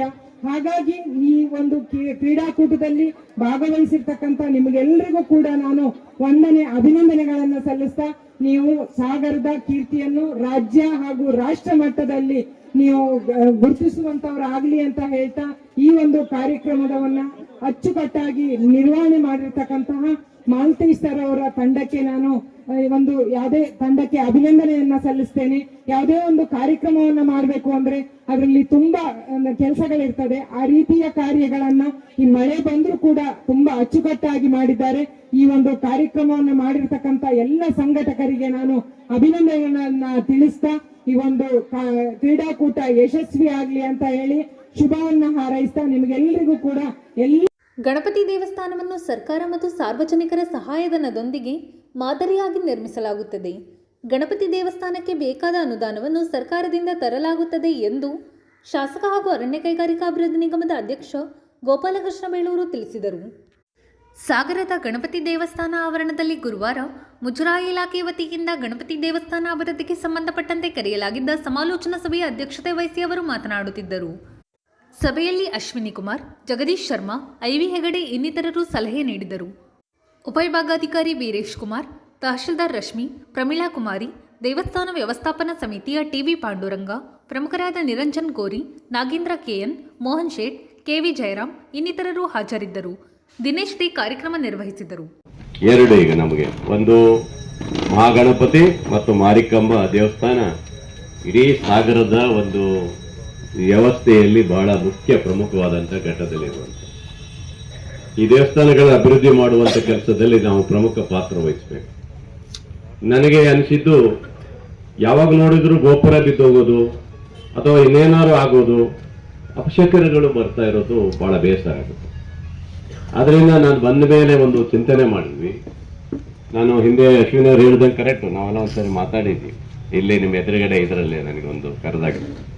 ನಾನು ಅನಿಸಿದೆ ಏನಂದ್ರೆ, ಒಂದು ದೇವಸ್ಥಾನ ಮಹಾಗಣಪತಿ ದೇವಸ್ಥಾನಕ್ಕೆ ಹಿಂದೆ ಅರ್ಜೆಂಟಾಗಿ ಸೋರುತ್ತಂತ ಹೇಳಿದ ಮೇಲೆ ಎಮರ್ಜೆನ್ಸಿಗೆ ತಕ್ಷಣ ಸೀಟಲ್ಲಿ ಹಾಕಿಸಿ ತಕ್ಷಣ ಕೊಟ್ಟೆ. ಆದರೆ ಆ ಪವಿತ್ರವಾದಂಥ ದೇವಸ್ಥಾನಕ್ಕೆ ಯಾವುದೇ ಒಂದು ಸಣ್ಣ ಇದು ಆಗಬಾರ್ದು. ಅದರಿಂದ ನೋವಾಗುತ್ತೆ, ನಮಗೂ ನೋವಾಗುತ್ತೆ, ಭಕ್ತಾದಿಗಳು ನೋವಾಗುತ್ತೆ. ಒಬ್ಬ ಕ್ಷೇತ್ರ ಶಾಸಕರಾಗಿ ನಾವು ಈ ಥರ ಇಟ್ಕೊಳ್ಳೋದು ತಪ್ಪಾಗುತ್ತೆ. ಅದಕ್ಕೆ ಎಲ್ಲರನ್ನೂ ಕರೆದು ಭಾಳ ದಿವಸದಿಂದ ಕೇಳಿದರು, ಇಲ್ಲ ಎಲ್ಲರೂ ಒಂದು ಮೀಟಿಂಗ್ ಮಾಡೋಣ, ಸಾರ್ವಜನಿಕರು ಮತ್ತು ಭಕ್ತಾದಿಗಳು, ಎಲ್ಲ ಕಮಿಟಿಯ ಸದಸ್ಯರುಗಳು, ಎಲ್ಲ ದೇವಸ್ಥಾನ ಕಮಿಟಿ ಸದಸ್ಯರು, ಜಯರಾಮಣ್ಣರಿಲ್ಲ ಇದನ್ನು ಜಯರಾಮಣ್ಣ ಎಲ್ಲರೂ ಅದರಿಂದ ಕರೀರಿ, ಒಂದು ಕರೆದು ನಮ್ಮ ಕಮಿಟಿಯವರಿಗೆ ಹೇಳಿ ಎಲ್ಲರೂ ಕರೀರಿ, ಅವರೆಲ್ಲ ಕರೆದು ಕೂತು ಚರ್ಚೆ ಮಾಡೋಣ. ಕೇವಲ ಸರ್ಕಾರದ ದುಡ್ಡೊಂದು ಅಲ್ಲ, ಬಹಳ ಜನ ಭಕ್ತಾದಿಗಳು ನಾನು ಕೊಡ್ತೀವಿ ಸರ್, ನಾವು ಕೊಡ್ತೀವಿ, ನೀವೊಂದು ದೇವಸ್ಥಾನವನ್ನು ಮಾಡಿ ಅನ್ನೋದನ್ನ ಬಹಳ ಜನ ಹೇಳಿದ್ದಾರೆ. ಒಬ್ಬ ಭಕ್ತರು ಬೆಳ್ಳಿಯ ರಥವನ್ನೇ ಕೊಟ್ಟಿದ್ದಾರೆ. ಆ ಮಹಾಗಣಪತಿ ಶಕ್ತಿ ಎಷ್ಟಿದೆ ನಿಮ್ಗೆ ಗೊತ್ತು. ಬೆಳ್ಳಿಯ ರಥವನ್ನೇ ಕೊಟ್ಟಿದ್ದಾರೆ ಅಂದ್ರೆ ಅವ್ರಿಗೆ ಆ ಪ್ರೇರಣೆ ಆಗಿರುತ್ತೆ, ಅವ್ರಿಗೆ ಒಂದು ಶಕ್ತಿ ಬಂದಿರುತ್ತೆ, ಏನೋ ಅವರಿಗೆ ಆ ದೇವಸ್ಥಾನ ಕೊಟ್ಟಿದ್ದಾರೆ ಅಂತ ಬೆಳ್ಳಿ ರಥನೇ ಕೊಟ್ಟಿರ್ಬೇಕಾದ್ರೆ ಈ ದೇವಸ್ಥಾನ ಅಭಿವೃದ್ಧಿಗೆ ಬೇಕಾದಷ್ಟು ಜನ ಕೊಡ್ತೀವಿ ಅಂತ ಈಗಾಗಲೇ ನಮಗೆಲ್ಲ ಕೇಳಿದ್ದಾರೆ. ನಾವೊಂದು ಬೋರ್ಡ್ ಹಾಕ್ಬಿಟ್ಟಿರ್ತೀವಿ, ಯಾರು ದಾನಿಗಳಿದ್ದೀರಿ ತಾವು ದಯವಿಟ್ಟು ಕೊಡೋದಾದ್ರೆ ಸಹಕಾರ ಕೊಡಿ ಅಂತಲೂ ಒಂದು ಬೋರ್ಡ್ ಹಾಕ್ತೀವಿ, ಇಲ್ಲೇ ಮುಂದ್ಗಡೆನೆ ಹಾಕ್ಬೇಕಂತ ತೀರ್ಮಾನ ಮಾಡಿ ಫಿಕ್ಸ್ ಮಾಡೇ ಹಾಕ್ತೀವಿ ನಾವೆಲ್ಲ. ಹಾಗೆ ಸರ್ಕಾರ ಮತ್ತು ಸರ್ಕಾರದ ದುಡ್ಡು ಮತ್ತು ಜೊತೆಗೆ ನಮ್ಮ ಸಾರ್ವಜನಿಕರ ಹಣವನ್ನು ಉಪಯೋಗಿಸಿ ಭವ್ಯವಾದಂತ ಒಂದು ಸುಂದರವಾದ ದೇವಸ್ಥಾನ ಮಾಡಬೇಕು ಅನ್ನೋದು ನಮ್ಮೆಲ್ಲರ ಕನಸಿದೆ. ನಂದೊಬ್ಬದ್ದೇ ಅಲ್ಲ, ಸಾರ್ವಜನಿಕರಲ್ಲಿ ಒಂದು ಭಾವನೆ ಇದೆ, ಮಹಾಗಣಪತಿ ದೇವಸ್ಥಾನವನ್ನು ತುಂಬಾ ಚೆನ್ನಾಗಿ ಮಾಡಬೇಕು ಅನ್ನೋದು ಜನರಲ್ಲಿದೆ. ಹಾಗಾಗಿ ಈ ದೇವಸ್ಥಾನನ ನನ್ನ ಅನಿಸಿಕೆ ಪ್ರಕಾರ ನಾವು ಕೇರಳ ಮಾದರಿಯಲ್ಲಿ ಬರಬೇಕು ಅನ್ನೋದು ನಮ್ಮದೊಂದು ಪ್ಲಾನ್ ಮಾಡಿದೆ. ನಾನು ಒಂದು ಅನಿಸಿದ್ದು ನನಗೆ ಆಮೇಲೆ ಅಲ್ಲಿ ಫ್ರಂಟ್ ಅಲ್ಲೂ ಸಹ ಒಂದು ಮುಂದ್ಗಡೆ ಒಂದು ದೊಡ್ಡ ಆರ್ಚ್ ಮಹಾದ್ವಾರವನ್ನು ಮಾಡ್ಬೇಕನ್ನೋದಿದೆ. ಇಲ್ಲಿ ಮಾಡ್ಲಿಕ್ಕೆ ಬರೋದಿಲ್ಲ, ಯಾಕಂದ್ರೆ ಅದು ಇರೋದೇ ಫ್ರಂಟ್ ಇರೋದ್ರಿಂದ ಅಲ್ಲ. ಅದ್ರ ಜೊತೆಗೆ ಹಿಂದ್ಗಡೆ ತುಂಬಾ ಇದಾಗಿದೆ, ಏನು ನಮ್ಮ ಇದ್ರ ಶಾಲೆ ಇಲ್ಲ ಅಂತ, ಚಂದ್ರ ಶಾಲೆ ಈ ತರ ಇಲ್ಲ ಅಲ್ಲೆಲ್ಲ. ಅದೆಲ್ಲ ರೆಡಿ ಮಾಡಬೇಕು, ಅವೆಲ್ಲಕ್ಕೂ ಕೊಡ್ಬೇಕು. ಸುಮ್ಮನೆ ನಮ್ಮ ಇವ್ರು ಹೇಳಿದ್ರು, ಶರ್ಮಾಜಿ ಅವ್ರು ಹೇಳಿದ್ರು ಅವೆಲ್ಲ ಇರಬೇಕು ಅಂತ ಹೇಳಿದ್ರು. ಅದೆಲ್ಲ ತುಂಬಾ ಹಾಳಾಗಿ ಹೋಗಿದೆ, ಅದು ರಿಪೇರಿ ಆಗ್ಲಿಲ್ಲ. ಅದ್ರ ಜೊತೆಗೆ ಕಲ್ಯಾಣ ಮಂಟಪನು ಈಗ ಏನಾಗಿದೆ, ಅದು ಸ್ವಲ್ಪ ಯಾವುದೇ ಉಪಯೋಗ ಆಗ್ತಾ ಇಲ್ಲ. ಸ್ವಲ್ಪ ಏನಂದ್ರೆ ಸೋರ್ತಾ ಇದೆ, ಸ್ವಲ್ಪ ಹಾಳಾಗಿದೆ, ತುಂಬಾ ಇದಾಗೋಗಿದೆ. ನಮಗೆ ಸಾಮಾನ್ಯ ಜನರಿಗೆ ಮದುವೆ ಗಿದುವೆ ಆಗ್ಲಿಕ್ಕೆ ಅಥವಾ ಇನ್ನೊಂದವರು ಮಾಡ್ಲಿಕ್ಕೆ, ಕಾರ್ಯಕ್ರಮ ಮಾಡ್ಲಿಕ್ಕೆ ನಿರಂತರವಾಗಿ ನಡಿಬೇಕಾದ್ರೆ ಆ ಕಲ್ಯಾಣ ಮಂಟಪವನ್ನ ಇನ್ನೊಂದು ಅಪ್ಸ್ಟೇರ್ ಅಂತ ಏರಿಸಿ ಕೆಳಗೆ ಮೇಲೆ ಏರಿಸಿ ಸಪರೇಟ್ ಆಗಿ ಒಂದು ಕಿಚನ್ ರೂಮ್ ಅನ್ನು ಮಾಡಿಕೊಟ್ರೆ ಸಾರ್ವಜನಿಕರಿಗೂ ಅನುಕೂಲ ಆಗಬೇಕು, ಇಲ್ಲಿ ನಮಗೆ ಪ್ರಸಾದ ವಿನಿಯೋಗ ಮಾಡೋಕ್ಕೂ ಆಗ್ಬೇಕು ಅನ್ನೋ ರೀತಿಯಲ್ಲಿ ಮಾಡಬೇಕು ಅನ್ನೋದು ಅದು ಐಡಿಯಾ ಹಾಕೊಂಡಿದ್ವಿ. ಅದರ ಜೊತೆಗೆ ಹೇಳಿದ್ರು ಎಲ್ಲ ನಿಮ್ಮ ಸಲಹೆಗಳನ್ನೆಲ್ಲ ತಗೊಂಡಿದ್ದೀನಿ. ಯಾರ್ಯಾರು ನಮ್ಮ ಇವರು ಹೇಳಿದ್ರಲ್ಲ, ನಮ್ಮ ನಗರಸಭೆ ಸದಸ್ಯರು ಲಿಂಗಣ್ಣ ಹೇಳಿದ್ದು ಸತ್ಯ. ಪಾಪ ಅವರು ನಾವು ಎಲ್ಲ ಹಣ ಕೊಡ್ತೀವಿ ಸಾಕಾಗೋದಿಲ್ಲ. ಸರ್ಕಾರದ ಹಣವನ್ನ ನಾನು ಕೇವಲ ಈಗಿಷ್ಟೇ ಬಿಡುಗಡೆ ಮಾಡಿದ್ದೀನಿ, ಮತ್ತೆ ಹಣವನ್ನ ಬಿಡುಗಡೆ ನಾನು ಮಾಡ್ತೀನಿ. ಕಮ್ಮಿ ಆದಾಗ ನನ್ನ ಹತ್ರ ಇದೆ, ಹಣ ಇದೆ, ಅದನ್ನು ನಾನು ಮಾಡ್ತೀನಿ. ಅದಕ್ಕೆ ಎಷ್ಟು ಕೋಟಿ ಬೇಕಂತ ಹೇಳಿದಾಗ ನಾನು ಮಾಡ್ಲಿಕ್ಕೆ ತಯಾರಿದ್ದೇನೆ. ಅದೇನು ತಲೆ ಕೆಡಿಸ್ಕೊಳ್ಳುವಂಥದ್ದು ಬೇಡ. ಅದಕ್ಕೆ ವರ್ಷ ಇಷ್ಟಿಷ್ಟಂತ ನಾನು ಈ ವರ್ಷ ಇಷ್ಟಿಟ್ಟಿದ್ದೀನಿ, ಮುಂದೆ ಅದಕ್ಕೆ ತಕ್ಕಾಗೆ ಸಮಾನತೆಯಲ್ಲಿ ನಾವು ಮಾಡ್ತೀವಿ. ಅಡ್ವಾನ್ಸ್ ಆಗಿ ಮಾಡೋಕ್ಕೂ ಅವಕಾಶ ಇದೆ ನಮ್ಮ ಹತ್ರ. ಯಾರು ಇದ್ದಾರೆ ಅವರಿಗೆ ನಿರ್ಮಿತಿ ಕೇಂದ್ರ ಕೊಟ್ಟರು ಸಹ ನಮ್ಮಲ್ಲಿ ಇಂಜಿನಿಯರ್ ಆಗಿ ನಮ್ಮ ಜೊತೆಗೆ ಸ್ಪೆಷಲ್ ಆಫೀಸರ್ ಆಗಿರುವಂತ ರಮೇಶ್ ಅವರು ನಮ್ಮ ಜೊತೆಗಿದ್ದಾರೆ. ನಿಮ್ಗೆ ಗೊತ್ತಿದೆಯಲ್ಲ, ರಮೇಶ್ ಅವರು ನಮ್ಮ ಜೊತೆಗಿದ್ದಾರೆ. ಅವರು ಇದೆಲ್ಲವನ್ನ ನೋಡ್ತಾರೆ. ಅವರು ಇಲ್ಲಿ ನಮ್ಮಲ್ಲಿ ಇಂಜಿನಿಯರ್ ಆಗಿ AW ಆಗಿ ಎಕ್ಸಿಕ್ಯೂಟಿವ್ ಇಂಜಿನಿಯರ್ ಆಗಿ ಅವ್ರು ನಿವೃತ್ತಿ ಆದಂಥವ್ರು. ಅವ್ರಿಗೆ ಗೊತ್ತಿದೆ, ಎಲ್ಲ ಮಾಹಿತಿ ಗೊತ್ತಿದೆ, ಏನ್ ಸ್ಟ್ರಕ್ಚರ್ ಮಾಡಬೇಕು ಎಲ್ಲ ಗೊತ್ತಿದೆ. ಅವರ ನೇತೃತ್ವದಲ್ಲೇ ನಡೀತಾ ಇದೆ ಬಿಟ್ರೆ ಮತ್ತೊಂದು ನಮ್ಮ ಇಲ್ಲಿ ಅಧಿಕಾರಿಗಳು AC ಅವರು ಇದ್ದಾರೆ, ತಹಸೀಲ್ದಾರ್ ಇದ್ದಾರೆ, ಪ್ರವೀಣಾ ಕುಮಾರಿ ಅವರು ಇಲ್ಲಿ ಇದ್ದಾರೆ. ಯಾವುದೇ ಅಡಚಣೆ ಆಗುವಂತ ರೀತಿಯಲ್ಲಿ ಅವ್ರೇನಿಲ್ಲ. ಅವರು ಸಹ ನಾವಿದ್ದೀವಿ, ಕೆಲಸ ಮಾಡಿಸ್ಬೇಕು ಅನ್ನೋದು ಹುಮ್ಮಸ್ಸಲ್ಲಿ ಅವರೂ ಇದ್ದಾರೆ. ಅಧಿಕಾರಿಗಳು ಬಂದಾಗ ಅವರಿಗೆಲ್ಲ ಆ ಮನಸ್ಸು ಬರಬೇಕು, ದೇವಸ್ಥಾನದ ಅಭಿವೃದ್ಧಿ ಮಾಡುವಂತ ಮನಸ್ಸು ಅವರಿಗೂ ಬರಬೇಕು. ಮಾಡ್ತೀವಿ ಅನ್ನೋದು ಹುಮ್ಮಸ್ಸು ಅವ್ರಿಗೆ ಬಂದ್ರೆ ಮಾತ್ರ ಸಾಧ್ಯ ಆಗುತ್ತೆ. ಹಾಗಾಗಿ ನನಗೆ ಮನಸ್ಸು ಬಂದಿದೆ, ಅಧಿಕಾರಿಗಳಿಗೂ ಮನಸ್ಸು ಬಂದಿದೆ, ನಿಮಗೂ ಬಂದಿದೆ, ವೇದಿಕೆಯಲ್ಲಿ ಇದ್ದಂತರು ಇಲ್ಲಿದ್ದರಿಗೆಲ್ರಿಗೂ ಮನಸ್ಸು ಬಂದಿದೆ. ನೀವೆಲ್ಲರೂ ಸೇರಿ ಈ ಭವ್ಯವಾದಂತ ಮಹಾಗಣಪತಿ ದೇವಸ್ಥಾನ ಅಭಿವೃದ್ಧಿ ಮಾಡಬೇಕು ಅನ್ನೋದಿದೆ. ಅದ್ರ ಜೊತೆಗೆ ಇಲ್ಲಿ ಒಂದು ಪಾರ್ಕ್ ಆಗ್ಬೇಕು ಅನ್ನೋದಿದೆ. ನಾನು ಹಿಂದೆನೂ ಹೇಳಿದ್ದೀನಿ, ಇಲ್ಲೊಂದು ಪಾರ್ಕ್ ಆಗ್ಬೇಕು. ದೇವಸ್ಥಾನದಲ್ಲಿ ಬಂದವರು ಮಕ್ಕಳು ಮರಿ ಎಲ್ಲ ಕರ್ಕೊಂಡು ಬಂದವರು ಇಲ್ಲಿ ಪಾರ್ಕ್ ಮಾಡಿ ಒಂದು ಬೆಂಚ್ ಎಲ್ಲ ಹಾಕಿರ್ತೀವಿ. ಅಲ್ಲಿ ಪಾರ್ಕ್ ಅಲ್ಲಿ ಕೂತ್ಕೊಂಡು ಸ್ವಲ್ಪ ಹೊತ್ತು ವಿಶ್ರಾಂತಿ ಅಂದ್ರೆ ಸ್ವಲ್ಪ ಅಲ್ಲಿ ಕೂತು ಹೋಗ್ಬೇಕನ್ನೋ ರೀತಿಯಲ್ಲಿ ಸಂಜೆ ಬಂದರೆ ಎಲ್ಲ ಕೂತು ಹೋಗ್ಬೇಕಂತ ಅಶ್ವಿನಿ ಅವರು ಹೇಳಿದ್ರು. ಅದಕ್ಕೊಂದಿಷ್ಟು ಬಿಲ್ಪತ್ರೆ ಗಿಡ, ಆ ಗಿಡ ನೋಡಕ್ಕೆ ಅವಕಾಶ ಇದೆ, ಮಧ್ಯದಲ್ಲಿ ಅವಕ್ಕೂ ಅವಕಾಶ ಇದೆ. ಯಾವ ಗಿಡ ನೋಡ್ಬೇಕನ್ನೋದನ್ನ ಅದನ್ನು ಸೇರ್ಸೋಣ, ಅದೇನಿಲ್ಲ. ಮಹಾಗಣಪತಿ ಯಾವ ಇಷ್ಟವಾದಂತ ಇದಿದೆ ಅದೆಲ್ಲವನ್ನು ಅಲ್ಲಿ ಬೇಕಾದ್ರೆ ಮಧ್ಯದಲ್ಲಿ ಹಾಕ್ಸ್ಬೋದು, ಅದೇನೇ ತೊಂದರೆ ಆಗೋದಿಲ್ಲ. ಅದು ಮಾಡ್ಲಿಕ್ಕೆ ಅವಕಾಶ ಇದೆ. ಒಟ್ಟಲ್ಲಿ ಪ್ಲಾನ್ ಏನಂದ್ರೆ ಸಾರ್ವಜನಿಕರು ನೀವು ಈ ತರ ಮಾಡಿ ಆ ತರ ಮಾಡಿ ಅಂತ ನಮಗ್ ಕೊಡ್ಬೇಕು. ಆಧಾರದ ಮೇಲೆ ನಾವು ಮಾಡ್ಲಿಕ್ಕೆ ಇವತ್ತು ಪ್ರಯತ್ನ ಪಟ್ಟಿದ್ವಿ. ಇಲ್ಲಾಂದ್ರೆ ನಾನು ಕೊಟ್ಟಿದ್ದಾರೆ 1,07,00,000 ಯೋಜನೆಯನ್ನು ನಿರ್ಮಿತಿ ಕೇಂದ್ರದವರು ಹೇಳಿದ್ದಾರೆ. ಅವ್ರಿಗೆ ಏನ್ ಇರ್ತಾರೆ ಅದನ್ನು ಪ್ರಕಾರ ಮಾಡ್ಕೊಂಡು ಹೋಗಿದ್ದಾರೆ. ಆದ್ರೆ ದುಡ್ಡಿಗೆ ಕೊರತೆ ಆಗೋದಿಲ್ಲ. ಶಾಸಕರು ಒಂದು ಮಾತು, ಯಾಕೆಂದ್ರೆ ಶಾಸಕರು ಇವತ್ತು ಆಗಿದ್ದಾರೆ ಅಂತ ಹೇಳಿದ್ರೆ ಆ ಮಹಾಗಣಪತಿ ಅನುಗ್ರಹದಿಂದ ಇವತ್ತು ಕ್ಷೇತ್ರದಲ್ಲಿ 2004 ಇದ್ದಂತವನು ಆ ಮಹಾಗಣಪತಿ ಅನುಗ್ರಹ ಇದ್ದರೆ ಶಾಸಕರಾಗ್ತಿರ್ಲಿಲ್ಲ. ಹಾಗಾಗಿ ಶಾಸಕರಿಗೂ ಸಹ ಈ ಮಹಾಗಣಪತಿಯ ಸೇವೆಯನ್ನು ಮಾಡಬೇಕು ಅಂತ ಹೇಳುವಂಥದ್ದು ಬಹಳ ಯೋಚನೆಗಳಿದೆ. ನೀವು ಸರ್ಕಾರದಿಂದ ಈ ಸಂದರ್ಭದಲ್ಲಿ ನಾನು ಹೇಳಕ್ ಇಷ್ಟಪಡ್ತೇನೆ, ಸರ್ಕಾರದಿಂದ ಮ್ಯಾಕ್ಸಿಮಮ್ ಏನ್ ಹಣ ಕೊಡ್ಬೇಕಾಗ್ತದೋ ಶಾಸಕರು ವಿನಂತಿಯನ್ನು ಮಾಡ್ತದೆ, ಮ್ಯಾಕ್ಸಿಮಮ್ ಹಣವನ್ನು ಕೊಡಿ. ಹಾಗೆ ಜನರಲ್ ಪಬ್ಲಿಕ್ ಇಂದನು ಗಣಪತಿ ದೇವಸ್ಥಾನದ ವಿಚಾರದಲ್ಲಿ ಯಾರು ಚೌಕಾಶಿ ಮಾಡೋದಿಲ್ಲ. ಕೊಡಕ್ ದಾನಿಗಳು ಇದ್ದಾರೆ, ನಾನು ಕೊಡ್ತೇನೆ, ನಮ್ಮ ನಿರಂಜನ ಇಲ್ಲಿ ಕೊಡ್ತಿದ್ದಾರೆ, ಅವರು ಕೊಡ್ತಾರೆ, ನಮ್ಮ ಲಿಂಗಣ್ಣವ್ರು ಇದ್ದಾರೆ, ಅವರು ಕೊಡ್ತಾರೆ. ಕೊಡ್ಲಿಕ್ಕೆ ಹಣದ ನಮಗೆ ಸಮಸ್ಯೆ ಇಲ್ಲ. ಹಣದ ಬಿಲ್ಕುಲ್ ಗಣಪತಿ ದೇವಸ್ಥಾನಕ್ಕೆ ಯಾವುದೇ ಸಮಸ್ಯೆನೂ ಇಲ್ಲ. ನಮಗಿರುವಂತದ್ದು ಒಂದು ಒಳ್ಳೆಯ ಯೋಜನೆಯನ್ನು ಸಿದ್ಧ ಮಾಡಿ, ಆ ಯೋಜನೆ ಇಲ್ಲದೆ ಈ ಯೋಜನೆ ಬಗ್ಗೆ ನಾನು ಹೇಳಿದ ಅರ್ಧಂಬರ್ಧ ಕೆಲಸ ಮಾಡೋದು ಬೇಡ. ಈಗ ನಿಮ್ಮ ಹತ್ರ ಇಷ್ಟು ಹಣ ಇದೆ, ಇಷ್ಟು ಕೆಲಸಕ್ಕೆ ನಾವು ಮಾಡಿ ಮುಗಿಸ್ತೇವೆ, ನಮ್ಮ ಜವಾಬ್ದಾರಿ ಕಳ್ಸಿಕೊಡ್ತೇವೆ ಅಂತ ಹೇಳುವಂತ ಖಂಡಿತವಾಗಿಯೂ ಬೇಡ. ಹೇಗಿರೋದ್ರೆ ಹೌದಲ್ವಾ? ಆ ರೀತಿ ಬೇಡ. ಒಂದು ಒಳ್ಳೆ ಯೋಜನೆಯನ್ನು ಮಾಡೋಣ. ಇವತ್ತು ಸಹ ಶಾಸಕರು ಬಂದಾಗ ಒಂದು ಒಳ್ಳೆಯ ಮಾತನ್ನ ಹೇಳಿದ್ರು. ಬರಬೇಕಾದ್ರೆ ಸಣ್ಣ ಮಳೆ ಹೊನಗ್ತಾ ಇತ್ತು, ಪುಷ್ಪವೃಷ್ಟಿ ಆಯ್ತು ಅಂದ್ರೆ ಒಂದು ಶುಭ ಸೂಚನೆ ಸಿಕ್ಕಿದೆ. ಶಾಸಕರ ಅವಧಿಯಲ್ಲಿ ಇನ್ನು 2 ವರ್ಷ 3 ವರ್ಷ ಇರುವಂತಹ ಅವಧಿಯಲ್ಲಿ ಸಾಗರದ ಗಣಪತಿ ದೇವಸ್ಥಾನ ನಮ್ಮ ರಾಜ್ಯದಲ್ಲೇ ಒಂದು ಅತ್ಯದ್ಭುತವಾದಂತಹ ದೇವಸ್ಥಾನವನ್ನು ನಾವೆಲ್ಲರೂ ಸೇರಿ ಮಾಡ್ತೇವೆ ಅಂತ ಹೇಳಿದ್ರೆ ಅದು ನಾವೆಲ್ಲರೂ ಆ ಗಣಪತಿ ಸಲ್ಲಿಸುವಂತ ಒಂದು ಅತ್ಯಂತ ಒಂದು ಭಕ್ತಿಪೂರ್ವಕವಾದ ನಮನಗಳು. ಈ ಕೆಲಸವನ್ನ ಮಾಡಬೇಕು. ಶಾಸಕರಲ್ಲಿ ನಮಗೆ ಈ ಯೋಜನೆ ತಕ್ಷಣ ನಾನು ಪಾಂಡಣ್ಣವರು ಸ್ವಲ್ಪ ಸಿಟ್ಟು ಮಾಡಿದೆ, ಈಗ ಸ್ವಲ್ಪ ಸಿಟ್ಟೆ ಮಾಡಿದೆ. ಪಾಂಡಣ್ಣವರು ದುಡ್ಡು ಕೊಡ್ತಾರೆ ಅಂತ ನೀವು ಏನೇನಾರು ಯೋಜನೆ ಮಾಡಿದ್ರೆ ಹೆಂಗ್ರಿ ಕೇಳಿದೆ ನಾನು.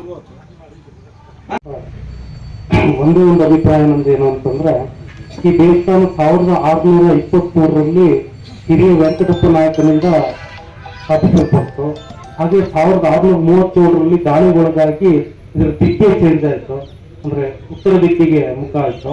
ಆ 400 ವರ್ಷದಿಂದ ಕೂಡ ಇಲ್ಲೊಂದು ವಾಸ್ತುಶಿಲ್ಪ ಇತ್ತು. ಈ ವಾಸ್ತುಶಿಲ್ಪಕ್ಕೆ ಮೂಲಕ್ಕೆ ಧಕ್ಕೆ ಆಗಬೇಕಂತೆ ಈ ದೇವಸ್ಥಾನ ನಿರ್ಮಾಣ ಆಗ್ಬೇಕಾಗಿತ್ತು. ಇದರಲ್ಲಿ ಕೆಲವೊಂದು ನ್ಯೂನತೆಗಳಿದೆ, ಅಶ್ವಿನಿ ಕುಮಾರ್ ಅವರು ಹೇಳಿದ್ದಾರೆ ಅದನ್ನ. ಈ ಮುಂದೆ ಕೂಡ ಆ ನ್ಯೂನತೆ ಆಗಬೇಕು ಅಂದ್ರೆ ನಮ್ಮ ಶಾಸ್ತ್ರಗಳಲ್ಲಿ ಏನ್ ಹೇಳುತ್ತೆ ಅಂದ್ರೆ, ಪ್ರಾಸಾದ ಮೂಲವತ್ ಕುರಿಯಾತ್ ಅಂತ ಹೇಳುತ್ತೆ. ಮೂಲ ಹೇಗಿದೆಯೋ ಹಾಗೆ ಅದನ್ನು ಸರಿ ಮಾಡಬೇಕು ಅಂತ, ಆ ಸಾನ್ನಿಧ್ಯವನ್ನು ನಾವು ಉಳಿಸ್ಕೊಳ್ಬೇಕಾಗತ್ತೆ. ಹಾಗಾಗಿ ಆ 400 ವರ್ಷದಿಂದ ನಮ್ಮಲ್ಲಿ ಏನಿತ್ತು ಹಿಂದೆ ಅದನ್ನು ಮಾಡಬೇಕು ಅಂತಂದ್ರೆ ಈ ಕೆಲವೊಂದು ಮಾರ್ಪಾಡುಗಳು ಆಗ್ಲೇಬೇಕಾಗತ್ತೆ. ಈಗೇನು ಮಾಡಿದ್ದಾರೆ ಕಲ್ಯಾಣ ಮಂಟಪ, ಅಲ್ಲಿ ಹಿಂದೆ ಚಂದ್ರಶಾಲೆ ಇತ್ತು. ಚಂದ್ರಶಾಲೆ ಹಾಗೂ ಒಂದು ದೇವರ ಈಶಾನ್ಯ ಭಾಗದಲ್ಲಿ ಯಾಗಶಾಲೆ ಇತ್ತು. ಆಮೇಲೆ ನೈವೇದ್ಯನ ಗಣಾಧಿಪ ಅಂತ ಒಂದೊಂದು ದೇವರಿಗೆ ಒಂದೊಂದು ವಿಶೇಷತೆ ಇದೆ. ಗಣಪತಿಗೆ ನೈವೇದ್ಯನೇ ಮುಖ್ಯ. ಇದು 400 ವರ್ಷದಿಂದ ಆಗ್ನೇಯ ಭಾಗದಲ್ಲಿ ಆಗ್ತಾ ಇದ್ದಂತ ನೈವೇದ್ಯಕ್ಕೆ ಈಗ ನೈವೇದ್ಯ ಕೊಠಡಿನೇ ಇಲ್ಲ. ಇದು ಒಂಥರ ದುರಂತನೇ. ಅದನ್ನ ಖಂಡಿತ ಮಾಡಬೇಕು. ಅದು ಮೊದಲು 400 ವರ್ಷದಿಂದ ಎಲ್ಲಿ ಆಗಿತ್ತೋ ಅದೇ ಜಾಗದಲ್ಲಿ ಅದಾಗಬೇಕು. ಹಾಗೆ ಯಾಗಶಾಲೆ ಮತ್ತು ಒಳಗಡೆ ಪ್ರಾಕಾರ ಆದಷ್ಟು ದೇವಸ್ಥಾನಕ್ಕೆ ಉಪಯೋಗ ಆಗಿದ್ರೆ ಒಳ್ಳೇದು ಅಂತ ಅನ್ಸುತ್ತೆ. ಈ ಎದುರು ಭಾಗದಲ್ಲಿ ಇರ್ತಕ್ಕಂಥ ಈ ಜಾಗದಲ್ಲಿ ದೊಡ್ಡ ಕಲ್ಯಾಣ ಮಂಟಪ ಅಥವಾ ಅನ್ನ ಮಹಲ್ ಅನ್ನು ಕಟ್ಟಿಸಿದ್ರೆ ನಮಗೆ ರಥೋತ್ಸವದಲ್ಲೂ ಕೂಡ 1000 ಜನ ಊಟ ಮಾಡ್ತಾರೆ, ಅದಕ್ಕೆ ಅನುಕೂಲ ಆಗುತ್ತೆ.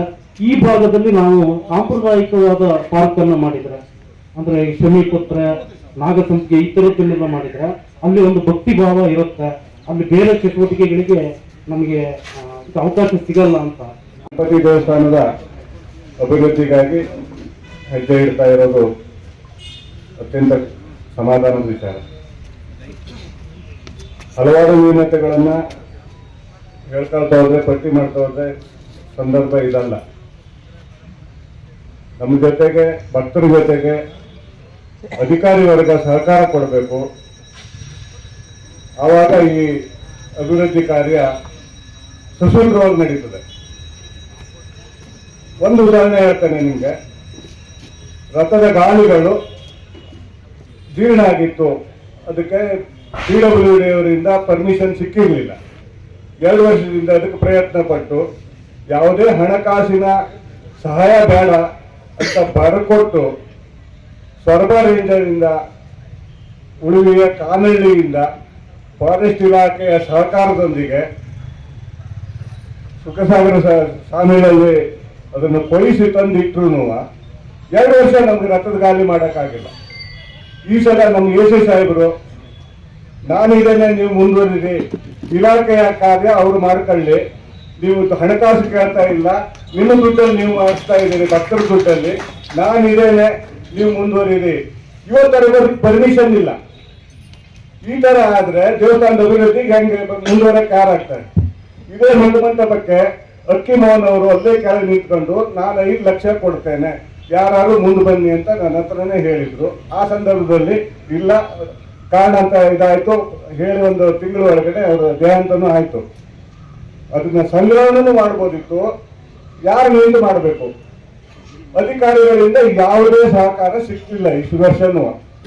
ಈ ಸಲ ಮಾನ್ಯ ಶಾಸಕರು ನಮ್ಗೆ ಆ ರೀತಿಯ ತೊಂದರೆ ಆಗದಿದ್ದಂಗೆ ಮಾಡಿದ್ರೆ ಎಲ್ಲಾ ಪ್ರಾಜೆಕ್ಟ್ಗಳಿಗೂ ಹಣ ಜೋಡಿಸ್ಕೊಳ್ಳುವ ವ್ಯವಸ್ಥೆಯನ್ನ ಸಾಗರದ ಭಕ್ತರು ಮಾಡ್ಕೊಡ್ತಾರೆ. ನೀವು ಮುಂದೆ ನಿಂತು ನೀವು ಇದನ್ನ ನೀವು ಮಾಡ್ಕೊಳ್ಳಿ. ನಮ್ಮಲ್ಲಿ ತಾಂತ್ರಿಕರಿದ್ದಾರೆ, ಶಿಲ್ಪಿಗಳಿದ್ದಾರೆ, ದಾನಿಗಳಿದ್ದಾರೆ. ಅದಕ್ಕೆ ಸಾಗರದಲ್ಲಿ ಹೊಸ ಉದ್ಯಮಗಳನ್ನು ಪ್ರಾರಂಭಿಸಲು ಅಗತ್ಯ ನೆರವು ನೀಡಲಾಗುತ್ತದೆ ಎಂದು ಶಾಸಕ ಗೋಪಾಲಕೃಷ್ಣ ಬೇಳೂರು ತಿಳಿಸಿದರು. ಸಾಗರದ ಜೋಗ ರಸ್ತೆಯಲ್ಲಿ RBD ವತಿಯಿಂದ ಪ್ರಾರಂಭಿಸಲಾದ ರಾಯಲ್ ಎನ್ಫೀಲ್ಡ್ ಬೈಕ್ ನೂತನ ಶೋರೂಮ್ ಉದ್ಘಾಟಿಸಿ ಅವರು ಮಾತನಾಡುತ್ತಿದ್ದರು. ಚಿತ್ರನಟ ಮಾಸ್ಟರ್ ಆನಂದ್ ಮಾತನಾಡಿದರು. ಈ ಸಂದರ್ಭದಲ್ಲಿ ಸಂಸ್ಥೆಯ ಮುಖ್ಯಸ್ಥರಾದ ಮಹೇಶ್, ಜಲೀಲ್ ಸಾಗರ್ ಇನ್ನಿತರರು ಹಾಜರಿದ್ದರು. ಇವತ್ತು ನಾನು ಮಾಸ್ಟರ್ ಆನಂದ್ ಅವರು, ಅದ್ರಲ್ಲಿ ಮಹೇಶ್ ಅವರು, ಜಲೀಲ್ ಅವರು ಎಲ್ಲರೂ ಸೇರಿ ಎಲ್ಲರ ಮುಖಾಂತರ ಉದ್ಘಾಟನೆ ಮಾಡಿ ಬಹಳ ಖುಷಿ ಆಯಿತು. ಈ ಸಂಸ್ಥೆಗೆ ಒಳ್ಳೆಯದಾಗಲಿ, ಶುಭವಾಗಲಿ. ಇದೇ ತರ ಇನ್ನು 10 ಹೊಸ ಮೋಟಾರ್ ಸಂಸ್ಥೆಗಳನ್ನ ಸ್ಥಾಪನೆ ಮಾಡುವಂಥದ್ದು ಆ ಭಗವಂತ ನಿಮಗೆ ಕೊಡ್ಲಿ ಅಂತ ನಾನು ಇವತ್ತು ಹಾರೈಸ್ತೀನಿ.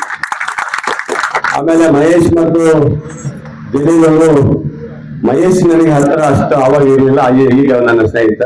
ಮುಂದೆ ಜಲೀಲ್ ನನಗೆ ಬಹಳ ಆತ್ಮೀಯ ಸ್ನೇಹಿತ ಆಗಿತ್ತು. ಅವರಿಬ್ಬರು ಸಂಸ್ಥೆಯನ್ನ ತುಂಬಾ ಅದ್ಭುತ ಆರ್ಬಿಡಿ ಸಂಸ್ಥೆ ಮೂಲಕ ಬಹಳಷ್ಟು ಇವತ್ತು ರಿಯಲ್ ಎಸ್ಟೇಟ್ಗಳನ್ನು ಮಾಡೋ ಮೂಲಕ, ಹಲವಾರು ಏಜೆನ್ಸಿಗಳನ್ನು ತರುವ ಮೂಲಕ ಒಳ್ಳೆಯ ಒಂದು ಸಾಗರಕ್ಕೆ ಒಂದು ಕೀರ್ತಿ ತಂದಿದೆ. ಆರ್ಬಿಡಿ ಅಂತ ಹೇಳಿದ್ರೆ ಅದಕ್ಕೆ ಆದಂತ ಹೆಸರನ್ನ ಕೊಟ್ಟಿದ್ದಾರೆ ಜನ. ನಿಮ್ಮ ಸಂಸ್ಥೆ ಇನ್ನೂ ಎತ್ತರಕ್ಕೆ ಬೆಳಿಬೇಕು, ನೀವು ಸಹ ತುಂಬಾ ಎತ್ತರಕ್ಕೆ ಬೆಳಿಬೇಕು. ಸಾಗರದಲ್ಲಿ ಇಂಥ ಒಂದು ಶೋರೂಮ್ಗಳು ಬಂದಾಗ ಒಬ್ಬ ಶಾಸಕನಾಗಿ ನನಗೆ ಖುಷಿ ಬರುತ್ತೆ, ಸಂತೋಷ ತರುತ್ತೆ. ಯಾಕಂದ್ರೆ ಹೊಸ ಹೊಸ ಏಜೆನ್ಸಿಗಳು ಯಾವ್ಯಾವ್ದು ಬರುತ್ತೆ ಅದು ಸಾಗರಕ್ಕೆ ಕೀರ್ತಿ, ನಿಮಗೆ ಕೀರ್ತಿ ಹೆಚ್ಚಾಗಿ ನಮಗೂ ಕೀರ್ತಿ ಇರುತ್ತೆ. ಹಾಗಾಗಿ ಇವತ್ತು ಮಾಸ್ಟರ್ ಆನಂದ್ ಅವ್ರನ್ನು ಕರೆಸಿದ್ದೀವಿ. ಅವರು ಈಗ ಚಲನಚಿತ್ರ ನಟರಲ್ಲೂ ಹೆಚ್ಚಾಗಿ ಜಿ ಕನ್ನಡದಲ್ಲಿ ಬಹಳ ಕಾಮಿಡಿ ಕೆಲಾರಿಯಲ್ಲಿ ತುಂಬಾ ಅದ್ಭುತವಾಗಿ ನಿರೂಪಣೆ ಮಾಡ್ಕೊಂಡು ಬಂದಂತವ್ರು. ಅವರು ಹಿಂದೆ ಮಾಸ್ಟರ್ ಆನಂದ್ ಇರ್ಬೇಕಾದ್ರೆ ಚಿಕ್ಕವರಿಗೆ ಇರ್ಬೇಕಂದ್ರೆ ಅವತ್ತಿನ ಇದನ್ನು ಇವತ್ತು ಮರೆಯಕ್ಕಾಗಲ್ಲ, ಅಷ್ಟು ಅದ್ಭುತವಾದ ಕಲಾವಿದರು. ಈಗ ಅವರು ಖುಷಿ ಆಗುತ್ತೆ, ಅಂತ ಕಲಾವಿದರು ನಮ್ಮ ಸಾಗರಕ್ಕೆ ಬಂದಿದ್ದಾರೆ. ಅವರು ಈ ಉದ್ಘಾಟನೆ ಕಾರ್ಯಕ್ರಮ ಬಂದಿದೆ. ಒಟ್ಟಿನಲ್ಲಿ ಸಾಗರದಲ್ಲಿ ಯಾರೇ ಈ ತರ ಶೋರೂಮ್ ಮಾಡಿದಾಗ ಇರುತ್ತೆ, ನಿಮಗೂ ಫೋಟೋ ತಗೊಳಕ್ ಈಸಿ ಆಗುತ್ತೆ ಅಂತ. ಒಂದಾಗಿ thanks for the stage. First of all ನಾವೆಲ್ಲರೂ ಫ್ಯಾನ್ಸ್ ಹಂಗಾಯ್ತು. ಮೊದಲನೇದಾಗಿ ಸಾಗರದ ಜನತೆಗೆ, ಜನಸಾಗರಕ್ಕೆ ನಿಮ್ಮೆಲ್ರಿಗೂ ನನ್ನ ಹೃದಯಪೂರ್ವಕವಾದಂತಹ ನಮಸ್ಕಾರಗಳು. ಮೊದಲನೇದಾಗಿ ಬಹಳ ಖುಷಿ ಆಗುತ್ತೆ. ಯಾವುದು ಸ್ಪೀಚ್ ನನಗೇನು ಬರಲ್ಲ, ನಾನು ಆ ಜಾಗಕ್ಕೆ ಅಥವಾ ಆ ಸ್ಥಳಕ್ಕೆ ಬಂದಾಗ ನನ್ನ ಮನಸ್ಸಲ್ಲಿ ಬಂದಿದ್ದನ್ನ ಹಾಗೆ ಹೇಳಿ ಅಭ್ಯಾಸ. ಇವತ್ತಿನ ದಿವಸ ಇಲ್ಲಿ ಬಂದಿರೋದಕ್ಕೆ ಯಾವಾಗ್ಲೂ ನನಗೆ ಖುಷಿ ಆಗೋದ ಮೊದಲನೇ ಕಾರಣನೇ ಶ್ರೀಧರ್ ಸ್ವಾಮಿಗಳು. ನೋಡಿ, ಇಲ್ಲಿ ಹೆಸರು ಎಷ್ಟು ನನಗೆ ಗೊತ್ತಿಲ್ಲ. ದೃಷ್ಟಿ ಬದಲಿಸಿ ದೃಶ್ಯ ಬದಲಾದೀತು ಅಂತಾರೆ. ನಾವು ನೋಡುವ ದೃಷ್ಟಿ ಬದಲಾಯಿಸಿದ್ರೆ ದೃಶ್ಯನೇ ಬದಲಾಗುತ್ತಂತೆ. Royal builders and developers first, ಅದು ಅಲ್ಲಿ ರಾಯಲ್ ಇದೆ. ರಾಯಲ್ ಎನ್ಫೀಲ್ಡ್ ಅಲ್ಲಿ ರಾಯಲ್ ಇದೆ, ಗಮನಿಸ್ಬೇಕು ನೀವು. ರಾಯಲ್ ಅಂದ್ರೆ ಏನು? ಲಕ್ಷ್ಮಿ. ಶ್ರೀ ಇದ್ರೆ ತಾನೇ ಬರೋದು. ಫಸ್ಟ್ ಆಫ್ ಆಲ್ ಶ್ರೀ ಇಲ್ಲ ಅಂದ್ರೆ ಲಕ್ಷ್ಮಿನೇ ಇಲ್ಲ. ಅದಕ್ಕೆ ಎಲ್ಲ ದೇವ್ರ ಮುಂದೆ ಶ್ರೀ ಸೇರ್ಸೋದೇನಕ್ಕೆ ಅಂದ್ರೆ ಅವಳು ಇರ್ತಾಳೆ ಅಂತ. So royal builders and developers ಅಲ್ಲಿ ರಾಯಲ್ ಇದೆ, ರಾಯಲ್ ಎನ್ಫೀಲ್ಡ್ ಅಲ್ಲಿ ರಾಯಲ್ ಇದೆ. ಶ್ರೀಧರ ಅನ್ನೋ ಹೆಸರಲ್ಲಿ ಸ್ಟಾರ್ಟ್ ಆಗೋದು ಶ್ರೀಧರ. ಈ ಧರೆಗಿಳಿದು ಬಂದಂತ ಶ್ರೀಯ ಆ ಭಗವಂತ. ಸೊ ಈ ಸಂಸ್ಥೆ ಹೆಸರಲ್ಲಿ, ಗಾಡಿ ಹೆಸರಲ್ಲಿ ಶ್ರೀ ಆಲ್ರೆಡಿ ಇದೆ. ಆ ಒಂದು ಶ್ರೀಧರನ ಸ್ಥಳದಲ್ಲಿ ಆರ್ಬಿಡಿ ಅನ್ನೋ ಸಂಸ್ಥೆಯ ಮೂಲಕ ಇವತ್ತು ರಾಯಲ್ ಎನ್ಫೀಲ್ಡ್ ಇಲ್ಲಿ ಬಂದಿರತಕ್ಕಂಥದ್ದು ಒಂದು ತುಂಬಾ ಉತ್ತಮವಾದಂತ ಒಂದು ಬೆಳವಣಿಗೆ ಅಂತ ಹೇಳೋದಕ್ಕೆ ನಾನು ಮೊದಲನೇದಾಗಿ ಇಷ್ಟಪಡ್ತೀನಿ. ನೋಡಿ, ಯಾಕಂದ್ರೆ ಒಂದು ಉದ್ಯಮ ಕಲ್ಪಿಸಿ ಒಂದಷ್ಟು ಜನಕ್ಕೆ, ಸಂಸಾರಗಳಿಗೆ, ಕುಟುಂಬಕ್ಕೆ ಆಗೋದಿದೆಯಲ್ಲ, ಅವ್ರನ್ನ ಅನ್ನದಾತರು ಅಂತ ಕರೀತಾರೆ. ನಾವು ದುಡಿತೀವಿ, ನಾನು ಆಕ್ಟ್ ಮಾಡ್ತೀನಿ, ನನ್ಗೆ ದುಡ್ಡು ಕೊಡ್ತಾರೆ, ನಾನು ಹೋಗ್ತೀನಿ, ಇನ್ನೊಬ್ಬರೆಲ್ಲ ಬರ್ತಾರೆ, ಆಗುತ್ತೆ. ಆದ್ರೆ 10 ಜನಕ್ಕೆ ಒಂದು ಉದ್ಯೋಗನ ಕಲ್ಪಿಸುವಂತ ಒಂದು ಕಾರ್ಯಕ್ರಮ ಇದೆಯಲ್ಲ, ಅದು ಬಹಳ ದೊಡ್ಡದಾಗುತ್ತೆ. ಇವತ್ತು ಅನ್ನದಾತರ ಸ್ಥಾನದಲ್ಲಿ ಮಹೇಶ್ ಅವರು ಮತ್ತೆ ನಮ್ಮ ಜಲೀಲ್ ಭಾಯ್ ಅವರು ಇದ್ದಾರೆ. ಅವ್ರಿಗೊಂದು ಜೋರ ಚಪ್ಪಾಳೆ ಮೊದಲನೇದಾಗಿ. ಯಾಕಂದ್ರೆ ಬೇಕಾಗಿ ಒಂದು ಸ್ಟೆಪ್ ನ ತಗೊಂಡು ಒಂದು ಶೋರೂಮ್ ಓಪನ್ ಮಾಡ್ಬೇಕಂದ್ರೆ ನಿಮ್ಮ ಗಮನಕ್ಕಿರ್ಲಿ, ಸುಮಾರು ಜನ ಗೊತ್ತಿರ್ಲಿಕ್ಕಿಲ್ಲ, ರಾಯಲ್ ಎನ್ಫೀಲ್ಡ್ ಫ್ರಾಂಚೈಸಿ ಅಷ್ಟು ಈಸಿಯಾಗಿ ಸಿಗಲ್ಲ. It's very difficult franchise. ದುಡ್ಡಿದ್ದವರ ಎಲ್ಲ ತಗೊಂಡ್ಬಿಡಕ್ಕಾಗಲ್ಲ, ಶೋರೂಮ್ ಓಪನ್ ಮಾಡಕ್ಕಾಗಲ್ಲ. ರಾಯಲ್ ಎನ್ಫೀಲ್ಡ್ ಅವ್ರಿಗೆ ಆದಂತ ಸುಮಾರು ಕಟ್ಟುಪಾಡುಗಳಿದೆ, ಚೆಕ್ ಲಿಸ್ಟ್ ಗಳಿದೆ. ಅದೆಲ್ಲ ಓಕೆ ಆದ್ರೆ ಮಾತ್ರ ಅವರು ಫ್ರಾಂಚೈಸಿನ ಕೊಡ್ತಾರೆ. ಇದು ಒಂದು. ಇನ್ನೊಂದು, ಮತ್ತೆ ಈ ಆರ್ಬಿಡಿ ತಂಡದಲ್ಲಿ ರಾಯಲ್ ಎನ್ಫೀಲ್ಡ್ ಇರ್ಲಿ ಪಕ್ಕಕ್ಕೆ, ನಾನು ಮುಖ್ಯವಾಗಿ ಆರ್ಬಿಡಿ ಇಷ್ಟಪಡ್ತೀನಿ. ಯಾಕಂದ್ರೆ ಆರ್ಬಿಡಿಯಲ್ಲಿ ರಾಯಲ್ ಜೊತೆಗೆ ಅವರಲ್ಲೆಲ್ಲ ಒಂದು ಲಾಯಲ್ಟಿ ಇದೆ.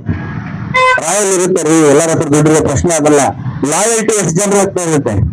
ಸೊ ರಾಯಲ್ ಬಿಲ್ಡರ್ಸ್ ಡೆವಲಪರ್ಸ್ ಮಧ್ಯೆ ಅವರ ಫ್ರೆಂಡ್ಶಿಪ್ ಅಲ್ಲಿ ಒಂದು ಲಾಯಲ್ಟಿ ಇದೆ. ಆ ಒಂದು ಫ್ರೆಂಡ್ಶಿಪ್ ಲಾಯಲ್ಟಿಯಲ್ಲೇ ಇವತ್ತು ನಾನು ಬಂದಿದ್ದು. ಆಕ್ಚುಲಿ ದುಬೈಯಲ್ಲಿ ಶರಾವತಿ ಪಂಪ್ ಸ್ಟೋರೇಜ್ ಜನರಿಗೆ ಪೂರಕವಾದ ಯೋಜನೆಯಲ್ಲ. ಪಂಪ್ ಸ್ಟೋರೇಜ್ ಯೋಜನೆ ನಿರ್ಮಿಸುವವರಿಗೆ ಲಾಭವಾಗುವುದೇ ವಿನಃ ಬೇರೆ ಯಾವ ಪ್ರಯೋಜನವೂ ಜನರಿಗೆ ಆಗುವುದಿಲ್ಲ ಎಂದು ಹೆಗೋಡು ನಿನಾಸಂ ರಂಗಕರ್ಮಿ ಕೆವಿ ಅಕ್ಷರ್ ತಿಳಿಸಿದರು. ಸಾಗರದ ಉಪವಿಭಾಗಾಧಿಕಾರಿಗಳ ಕಚೇರಿ ಎದುರು ಶಿವಮೊಗ್ಗ ಜಿಲ್ಲಾ ರೈತ ಸಂಘದ ವತಿಯಿಂದ ಶರಾವತಿ ಪಂಪ್ ಸ್ಟೋರೇಜ್ ಯೋಜನೆ ವಿರೋಧಿಸಿ ಹಮ್ಮಿಕೊಂಡಿರುವ ಅನಿರ್ದಿಷ್ಟಾವಧಿ ಪ್ರತಿಭಟನೆಯಲ್ಲಿ ಶುಕ್ರವಾರ ಪಾಲ್ಗೊಂಡು ಯೋಜನೆ ವಿರೋಧಿಸಿ ತಮ್ಮ ಸಹಿ ದಾಖಲಿಸಿ ಅವರು ಮಾತನಾಡುತ್ತಿದ್ದರು. ಜಿಲ್ಲಾ ರೈತ ಸಂಘದ ಅಧ್ಯಕ್ಷ ದಿನೇಶ್ ಶಿರವಾಳ, ಪ್ರಮುಖರಾದ ಅಖಿಲೇಶ್ ಚಿಪ್ಲಿ, ಆನೆಗುಳಿ ಸುಬ್ರಾವ್, ಅಶೋಕ್ ಸೂರೆಮನೆ, ಮಂಜುನಾಥ್, ತೀನಾ ಶ್ರೀನಿವಾಸ್, ಪರಮೇಶ್ವರ್ ದೂಗೂರು, ಹಿತಕರ್ ಜೈನ್, ಸುಂದರ್ ಸಿಂಗ್ ಇನ್ನಿತರರು ಹಾಜರಿದ್ದರು. ಉತ್ಪಾದನೆ ಮಾಡುವ ಯೋಜನೆ ನಮ್ಗೆಲ್ಲರಿಗೂ ಇನ್ಯಾವ ದೊಡ್ಡ ಇದರ ಬಗ್ಗೆ ದೊಡ್ಡ ವಿಜ್ಞಾನದ ಪಾಠ ಯಾರು ಮಾಡಬೇಕಾಗಿಲ್ಲ. 125 ರೂಪಾಯಿ ಖರ್ಚು ಮಾಡಿ ಯಾರಾದ್ರು 100 ರೂಪಾಯಿ ದುಡಿತಾರೆ ಅಂತಂದ್ರೆ ಅದು ಎಷ್ಟು ದಡ್ಡತನ ಅಂತ ನಮ್ಗೆಲ್ಲರಿಗೂ ಬಹಳ ಸಾಧಾರಣ ರಸ್ತೆ ಮೇಲೆ ಓಡಾಡೋರಿಗೂ ಹಳ್ಳಿಗರಿಗೂ ಕೂಡ ಗೊತ್ತಾಗುವ ವಿಚಾರ ಏನಂದ್ರೆ 125 ರೂಪಾಯಿ ಖರ್ಚು ಮಾಡಿ 100 ರೂಪಾಯಿ ದುಡಿಯೋದಾದ್ರೆ ನಮಗೆ ಅದು ಲಾಭ ಆಗೋದಿಲ್ಲ ಅನ್ನೋದು ನಮ್ಗೆಲ್ಲರಿಗೂ ಗೊತ್ತಿದೆ. ಅದೇ ರೀತಿ 125 ಯೂನಿಟ್ ಖರ್ಚು ಮಾಡಿ 100 ಯೂನಿಟ್ ಅನ್ನು ಉತ್ಪಾದನೆ ಮಾಡುವ ಈ ಯೋಜನೆಯನ್ನು ಕಟ್ಟುವವರಿಗೆ ಲಾಭ ಆಗಬಹುದೇ ಹೊರತು ಬೇರೆ ಯಾರಿಗೂ ಇದರಿಂದ ಲಾಭ ಆಗೋದಕ್ಕೆ ಸಾಧ್ಯ ಇಲ್ಲ. ಇದಕ್ಕೆ ಯಾವ ರೀತಿಯ ಕಾರಣ ಹೇಳಿ, ಇದಕ್ಕೆ ಬೇರೆ ಬೇರೆ ರೀತಿಯ ಕಾರಣಗಳನ್ನು ಹೇಳ್ತಾರೆ. ಇದು ಕರೆಂಟ್ ಬಹಳ ಕಡಿಮೆ ಇರುವ ಸಂದರ್ಭದಲ್ಲಿ ಇದು ಒದಗಿ ಬರುತ್ತದೆ ಅಂತ ಕೆಲವರು ಹೇಳ್ತಾರೆ. ಕೆಲವರು ಇದು ಗ್ರಿಡ್ಡಿನ ಒಂದು ಸ್ಟೆಬಿಲೈಸ್ ಮಾಡೋದಕ್ಕೆ ಇದು ಅನುಕೂಲ ಆಗ್ತದೆ ಅಂತ ಹೇಳ್ತಾರೆ. ಕಾರಣ ಏನ್ ಬೇಕಾದ್ರೂ ಇರಲಿ, 125 ಯೂನಿಟ್ ಖರ್ಚು ಮಾಡಿ 100 ಯೂನಿಟ್ ಅನ್ನು ಉತ್ಪಾದನೆ ಮಾಡುವ ಯೋಜನೆ ಯಾವ ರೀತಿಯಿಂದಲೂ ಇದು ತಾರ್ಕಿಕವೂ ಅಲ್ಲ, ವೈಜ್ಞಾನಿಕವೂ ಅಲ್ಲ. ಇದು ಇದನ್ನ ವಿರೋಧಿಸಕ್ಕೆ ನಾವು ಮಾಡಬೇಕಾದ ಇರುವ ಒಂದು ಬಹಳ ಮುಖ್ಯವಾದ ಕಾರಣ ಇದಂದ್ರೆ, ಈಗಾಗಲೇ ಶರಾವತಿ ನದಿಯ ಕಣಿವೆ ಸಾಕಷ್ಟು ಆಕ್ರಮಣಕ್ಕೆ ಒಳಗಾಗಿದೆ. ಅಲ್ಲಿ ಅನೇಕ ಡ್ಯಾಮ್ಗಳು, ಅನೇಕ ಸುರಂಗ ಮಾರ್ಗಗಳು, ಅನೇಕ ರಿಸರ್ವಾಯರ್ಗಳು ಈಗಾಗಲೇ ಕೆಲಸ ಮಾಡ್ತಾ ಇದ್ದು ಅದರಿಂದಲೇ ಪರಿಸರಕ್ಕೆ ಸಾಕಷ್ಟು ಹಾನಿ ಆಗಿದೆ. ಆದ್ರಿಂದ ಪರಿಸರಕ್ಕೆ ಹಾನಿ ಆಗ್ತಾ ಇರುವ ಜಾಗದ ಮೇಲೆ ಮತ್ತೆ ಆಕ್ರಮಣವನ್ನು ಮಾಡೋದು ಖಂಡಿತವಾಗಿ ತಪ್ಪು. ಆದ್ರಿಂದ ಈ ರೀತಿ ಆಕ್ರಮಣವನ್ನು ಮಾಡಿದ್ರೆ ನಮ್ಮ ದೀರ್ಘಕಾಲೀನ ಪರಿಣಾಮಗಳು ನಮ್ಮ ನಾಡಿನ ಮೇಲೆ, ಈ ಮಲೆನಾಡಿನ ಮೇಲೆ ಆಗ್ತದೆ ಅನ್ನೋದ್ರಲ್ಲಿ ಯಾವ ಅನುಮಾನವೂ ಇಲ್ಲ. ಈಗಾಗಲೇ ನಮಗೆಲ್ಲ ಗೊತ್ತಿರೋ ಹಾಗೆ ಇಲ್ಲಿ ನಮ್ಮ ಮಳೆಗಾಲ ಹೆಚ್ಚು ಕಮ್ಮಿ ಆಗ್ತಾ ಇದೆ. ನಮ್ಮ ಇಡೀ ಕೃಷಿಯ ಒಂದು ಕೆಲಸ ಯಾವ್ಯಾವ ಸಂದರ್ಭದಲ್ಲಿ ಏನ್ ಮಾಡಬೇಕು ಅನ್ನೋದೆಲ್ಲ ಹಿಂದೆ ಮುಂದೆ ಆಗ್ತಾ ಇದೆ. ಈ ಎಲ್ಲ ಕಾರಣಗಳಿಂದ ನಮಗೆ ಪರಿಸರದ ಮೇಲೆ ಆಗ್ತಾ ಇರುವ ಹಾನಿ ಮುಂದೆ ಯಾವತ್ತೋ ಆಗ್ತದೆ ಅಂತಲ್ಲ, ಇವತ್ತು ಆಗಕ್ಕೆ ಶುರುವಾಗಿದೆ. ನಾವಿದನ್ನ ಗಮನಿಸಿ ಈ ಎರಡೂ ಕಾರಣದಿಂದ, ಒಂದು ಇದು ವೈಜ್ಞಾನಿಕ ಅಲ್ಲ ಅನ್ನೋ ಕಾರಣದಿಂದ, ಎರಡನೇದು ಇದು ಪರಿಸರಕ್ಕೆ ಹಾನಿ ಅನ್ನೋ ಕಾರಣದಿಂದ ನಾವೆಲ್ಲರೂ ಇದನ್ನ ಒಗ್ಗಟ್ಟಾಗಿ ಯೋಚನೆ ಮಾಡಿ ಇದನ್ನ ವಿರೋಧಿಸಬೇಕು. ಇದು ಬರೀ ಸರ್ಕಾರದ ಮತ್ತು ರಾಜಕಾರಣಿಗಳ ಲಾಭದ ಆಸೆಯಿಂದ ಮಾಡಿರುವ ಯೋಜನೆಯ ಹೊರತು ಇದಕ್ಕೆ ಬೇರೆ ಯಾವ ಕಾರಣವೂ ನಮಗಂತೂ ಕಾಣೋದಿಲ್ಲ. ಇದಕ್ಕೆ ಬೇರೆ ಏನಾದರೂ ಕಾರಣ ಇದ್ರೆ ಸರ್ಕಾರ ಹೇಳಬೇಕು. ನಾನು ಈ ವೆಬ್ಸೈಟ್ ಅಲ್ಲಿ ಅಲ್ಲಿ ಇಲ್ಲಿ ಎಲ್ಲ ಇದಕ್ಕೆ ಏನೇನು ಕಾರಣ ಕೊಟ್ಟಿದ್ದಾರೆ ಅನ್ನೋದನ್ನು ಹುಡುಕಿ ನೋಡಿ ತಿಳಿದಿದ್ದಷ್ಟನ್ನ ಅರ್ಥ ಮಾಡ್ಕೊಂಡು ಈ ಮಾತನ್ನ ಆಡ್ತಾ ಇದ್ದೇನೆ ಹೊರತು ಸುಮ್ಮನೆ ಏನೋ ಇದ್ರ ಬಗ್ಗೆ ಕಾಮೆಂಟ್ ಮಾಡ್ತಾ ಇರೋದಲ್ಲ. ಆದ್ರಿಂದ ನೀವೆಲ್ಲರೂ ಇಲ್ಲಿ ಕೂತು ಇದಕ್ಕೆ ಏನು ವಿರೋಧ ಸೂಚಿಸ್ತಾ ಇದ್ದೀರಿ? ಜನಸಾಮಾನ್ಯರನ್ನು ಸಾರಿಗೆ ಇಲಾಖೆಯಲ್ಲಿ ಸತಾಯಿಸಲಾಗುತ್ತಿದ್ದು, ಕಳೆದ 50 ದಿನಗಳಿಂದ ಲರ್ನಿಂಗ್ ಲೈಸೆನ್ಸ್ ಸೇರಿ ಅಗತ್ಯ ಸೌಲಭ್ಯ ಪಡೆಯಲು ಸಾಧ್ಯವಾಗದೆ ಜನರು ಕಚೇರಿಗೆ ಅಲಿದಾಡುವ ಸ್ಥಿತಿ ನಿರ್ಮಾಣವಾಗಿದೆ ಎಂದು ಮಲೆನಾಡು ರೈತ ಹೋರಾಟ ಸಮಿತಿ ಜಿಲ್ಲಾ ಸಂಚಾಲಕ ತೀನಾ ಶ್ರೀನಿವಾಸ್ ದೂರಿದ್ದಾರೆ. ಸಾಗರದ ಕರ್ನಾಟಕ ಕಾರ್ಯನಿರತ ಪತ್ರಕರ್ತರ ಭವನದಲ್ಲಿ ಶುಕ್ರವಾರ ಕರೆಯಲಾಗಿದ್ದ ಸುದ್ದಿಗೋಷ್ಠಿಯಲ್ಲಿ ಅವರು ಮಾತನಾಡುತ್ತಿದ್ದರು. ಸುಂದರ್ ಸಿಂಗ್ ಮತ್ತು ಇಸ್ಮಾಯಿಲ್ ಹಾಜರಿದ್ದು ಮಾತನಾಡಿದರು. ನಾನೆಲ್ಲ ಜಾಗೃತಿ ಅಲ್ಲ, ನೀವು ಕೇಳಿದ್ ಕರೆಕ್ಟೇ. ಅದು ಇರ್ಕೂಡ್ದು, ಮಧ್ಯವರ್ತಿಗಳು ಇರಬಾರ್ದು. ಯಾವುದೇ ಒಬ್ಬ ಜನಸಾಮಾನ್ಯ ಬಡವ, ಅವ್ರು ಎಜುಕೇಟೆಡ್ ಇರ್ಬೋದು, ಶ್ರೀಮಂತರು ಇರ್ಬೋದು, ಯಾರೇ ಇರ್ಬೋದು, ನೇರವಾಗಿ ಅವ್ರ ಕೆಲಸ ಆಗೋದಕ್ಕೋಸ್ಕರನೇ ಈ ತಂತ್ರಜ್ಞಾನ ತಂದಿರೋದು. ನೇರವಾಗಿ ಅವ್ರನ್ನ ಸತಾಯಿಸಬಾರ್ದು.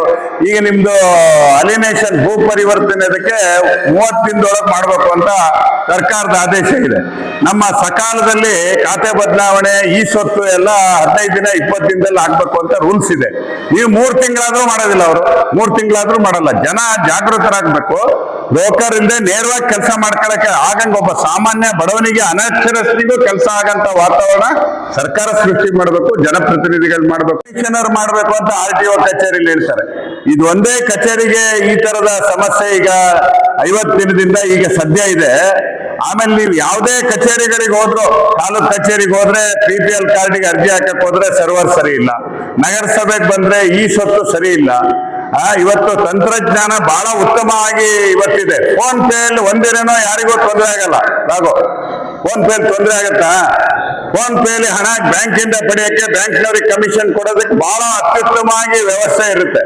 ಆದ್ರೆ ಜನರ ಕೆಲಸ ಆಗೋದಕ್ಕೆ ಯಾವ ಸರ್ಕಾರಿ ಕಚೇರಿಗೆ ಹೋದ್ರು ಕೆಲಸ ಆಗ್ತಾ ಇಲ್ಲ. ಇದು ಒಂದ್ ರೀತಿ ಆಡಳಿತ ಈ ICU ನಲ್ಲಿ, ಇಂಟೆನ್ಸಿವ್ ಕೇರ್ ಅಲ್ಲಿ ಇದು ಏನ್ ಜೀವ ಹೋಗೋ ಸ್ಥಿತಿಲಿ ಇರ್ತಾರಲ್ಲ ಆ ತರ ಆಡಳಿತ ಇದೆ. ಎಲ್ಲ ಕಚೇರಿಗಳೆಲ್ಲ ಆಗ್ತಾ ಇದೆ.